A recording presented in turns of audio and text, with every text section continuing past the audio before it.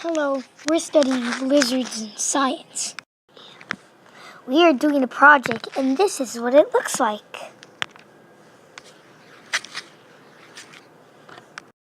We have a lot of words to know. Ice, a slippery surface. Snow, it's frozen water. Cold, when you're shivering, you can also turn blue. Wind, a breeze that could be really fast. Icicles, ice hanging with a point. Do we have an idea? Yeah! Our solution! There are snow plows that plow snow off the streets. The snow is safely stored on top of the truck. Tires would pop when they get too cold, but these protectors keep them warm.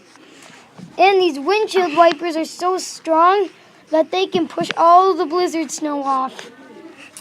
All the snow gets taken to a factory. Then the snow gets onto a filter, and then it goes into water bottles. So the people that are very, very thirsty can actually have something to drink. How blizzards can hurt people. A blizzard can freeze people to death, and it can destroy buildings if the wind is strong enough.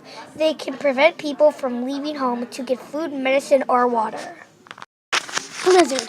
A blizzard is a severe snowstorm with winds of 35 miles per hour or more. Who is in my group?